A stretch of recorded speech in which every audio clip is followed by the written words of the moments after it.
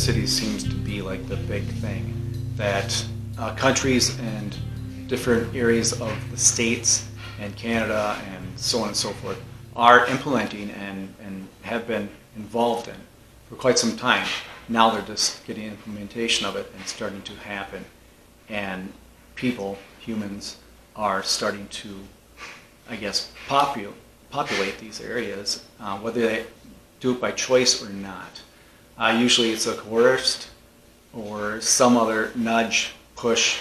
It's a better decision to make kind of scenario they feel, or at least they're presented with. Changing the way districts work. For instance, in Zurich we have a lot of districts where you actually don't need a car because all the activities, school, buying something, everything you can do in walking distance, And by doing that, people don't buy a car, and it's not felt like actually they would like to have a car and they are not allowed to have it, but they simply don't need it because the environment was built in a way that they don't need it. And I think this is what policy needs to do. They have to change the environment. So a sustainable lifestyle, a lifestyle in harmony with nature is the easiest way to go. So it seems like these 50-minute cities are about nothing else, but to continue to steal all the production and labor from the ordinary citizens. And who are the ordinary citizens? Well, there are those, what you would call them elites, you call them politicians, whoever you want to call them, the Gates, the Rockefellers, that kind of stuff. There are those, and those people who are friends, the exclusive, in the exclusive club, people that exclusively accept the members, the families, the heirs, that kind of stuff. The people that believe they are in charge and they need to police, regulate, watch over everything, whether it's they do it because they feel that they're smarter or they're better, or they can do best and help save everyone, or they do it, it might feel like, more of a sinister aspect to it because they can continue to steal and take away everything. We're talking assets, we're talking stuff from mining, we're talking the whole real, solid stuff you need for life and living, while everyone else, the majority, probably the 99% of everyone else will be left holding nothing. Then insert that clip here of "you'll own nothing and be happy," I guess, basically from World Economic Forum and Klaus Schwab. But this isn't about that. This is more of a serious deal, not just a headline or not just a video clip from Klaus Schwab or the World Economic Forum, because it's bigger than that. It's bigger than the Club of Rome, and this started years ago. 100 years, more than 100 years ago, if not more than that, is my hunch and what I've been finding in my research. But anyways, not to dive into that, I just want to go over this stuff. If you think Hunger Games, you think these other scenarios, these other programs, this programming, this stuff to get it in people's heads, and then they become accustomed to say, well, that's fiction, that's fantasy, that's not real, so this is just entertainment, this is a movie, this isn't really what they're doing, this isn't really what the end game is or the next step is, that kind of stuff. And that's why stuff's out there like that. If you think about the escapes my mind, the video with Roddy Piper, They Live. This is from the 80s we're talking now, and that was basically more or less stuff that's going on nowadays. And then you go into Idiocracy, that movie that came out, and I think it was the mid-2000s, 2006 or 5 or something like that. That I tell everyone that's like, it's turned out to be a documentary of what we are going through or what we've been through on certain aspects of it. It's crazy, but anyways, not to go down that spectrum fully, but just talking on those bases. If you think about it, what's a 15-minute city? A 15-minute city is a local or isolated or individualized community where everything's 15 minutes away or within 15 minutes away that you're going to need for everything in life. You don't have to worry about leaving. You don't have to be in this 15-minute city, and you don't have to stay here forever. But if you leave, stuff's a lot more difficult, stuff isn't easy, stuff isn't la-di-da-da-da, get everyone adapted and used to it, and then take away everything else that gives them freedom, gives them access, and makes it easier to go further and explore and do what they want to do and visit other people. Maybe they're a few states away or a few countries away. Nowadays, that's what people have been doing for decades. It's getting a little tougher, and it has over since 2000, 2001, or excuse me, 2020, 2021, and 22 and 23. Things have gotten tougher, more expensive, and they've tried to disrupt that without fully taking it away and start a revolt. But as we go into these, and we're talking districts, that kind of stuff, these 50-minute cities are nothing more than districts. Like, we'll use Hunger Games, for example.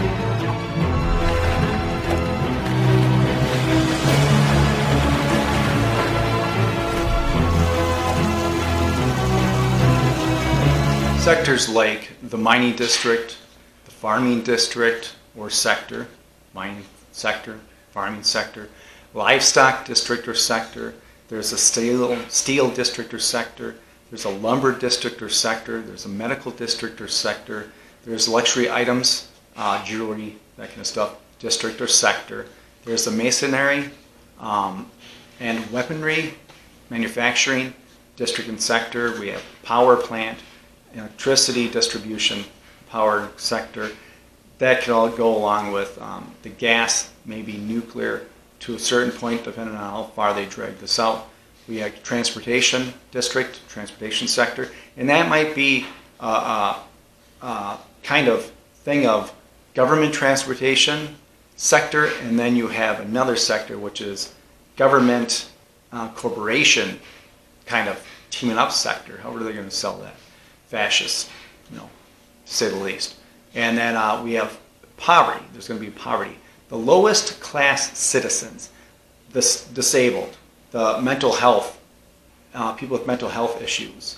There might be a disobedient population, the people who are not following the law, following orders, doing what they're supposed to do. Everything that the government says they need to step in line with, fall in line with, they're not doing.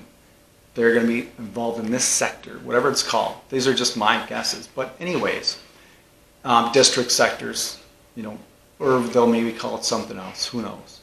But think about that. These are the 15-minute cities. And this is how they're going to develop, and this is what they're going to do strategically to place in these locations. So in the end, hopefully, they're thinking that we're going to sit around, us chosen ones, us elites, us, politicians, us, whatever, give them a name.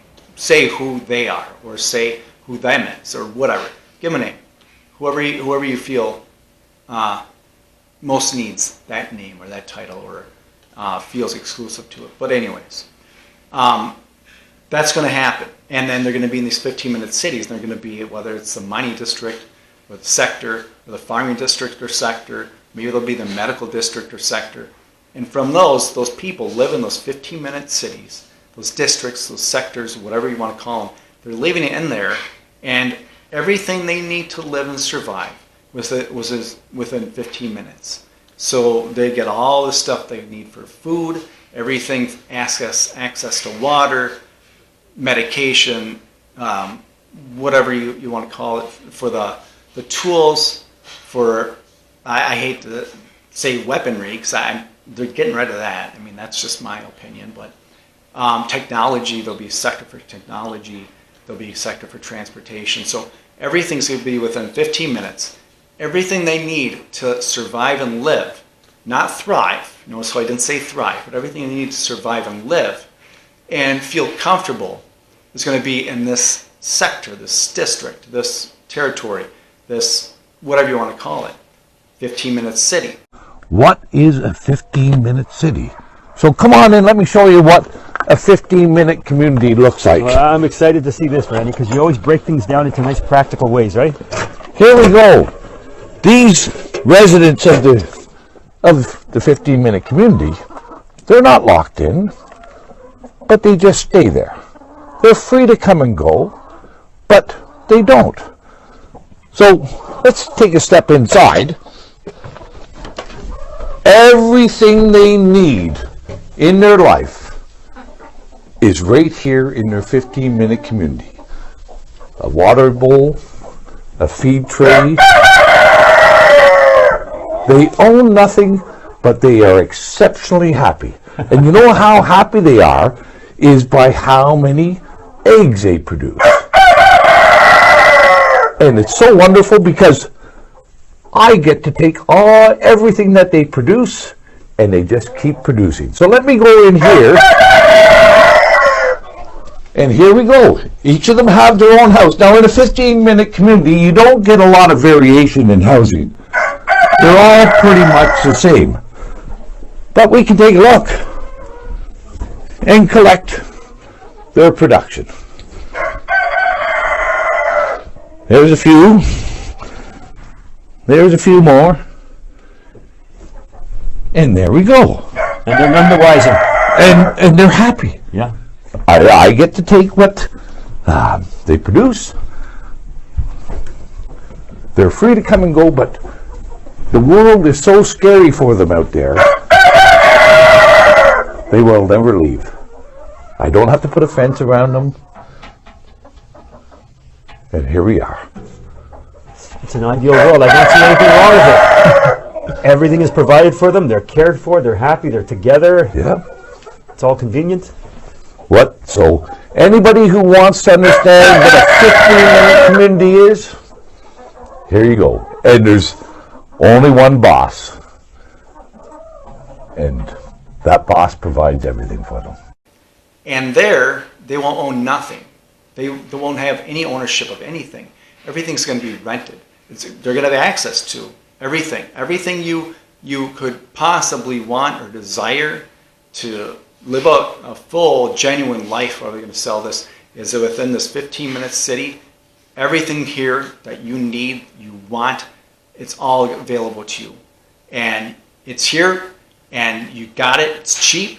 Some will be given to you from the government. Some will be benefited to you. Some will be rewarded to you.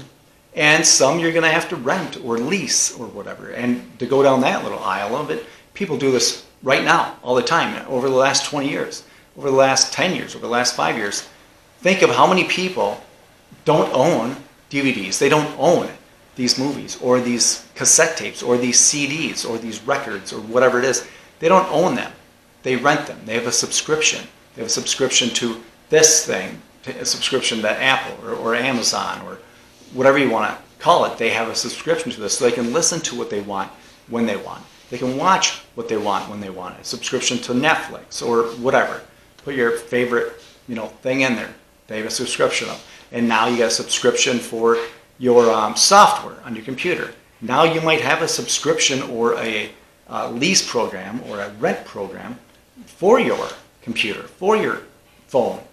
Or it's a yearly kind of deal where every couple of years I don't have to buy a new phone.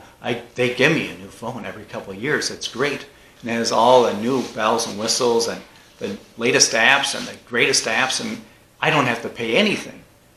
That's what people say, that's what they feel like, but in the end, you are, and you are paying for it, and whether you like it or not, that's just going to happen, because you don't get these things for quote-unquote free, and the things that are quote-unquote free, they're not free, because government has zero money. I've been over this many times. They don't have anything.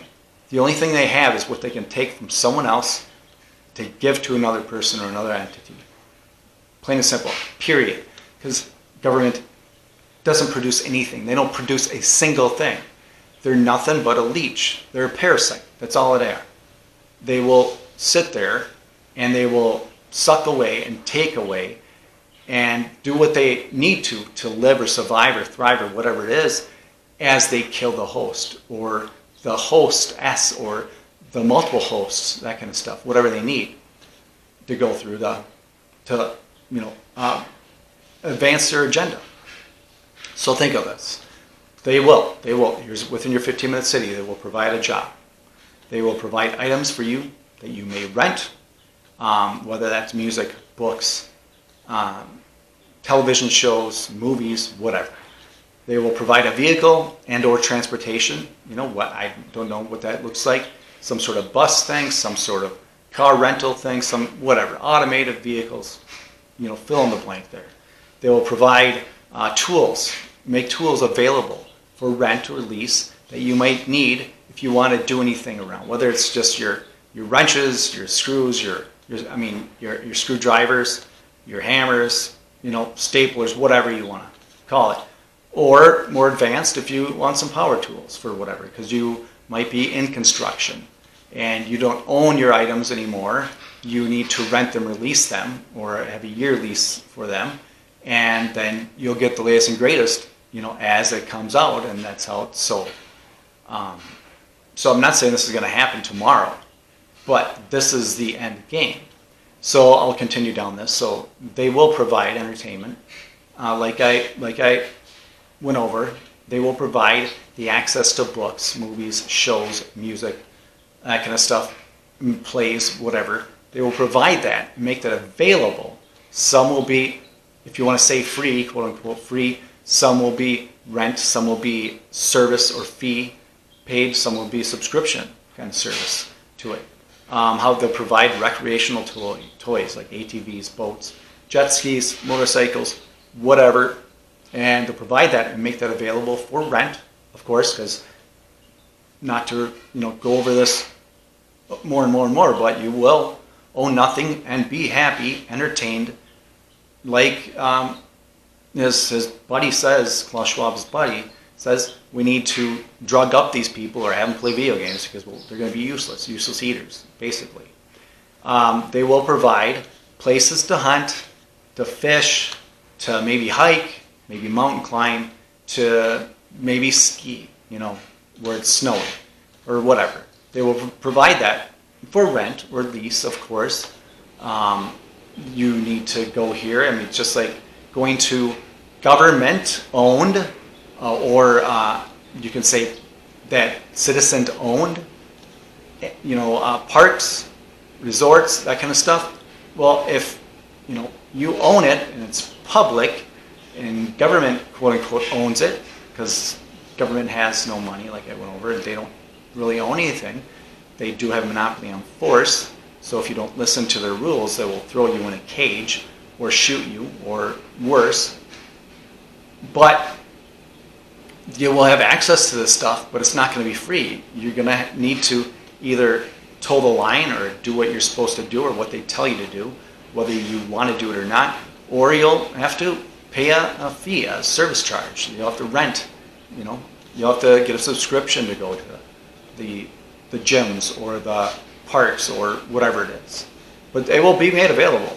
There's no mistake about it, because then they can, these things that they've accumulated, that they consider government owned, they got from force of taking everything for your hard-earned labor, and they were able to buy them, purchase these items with the money they stole from everyone else, and then they claim it's public owned or government owned, but you can't use it whenever you want. The public can't, the government can, and so it's still going to cost you to use it at times.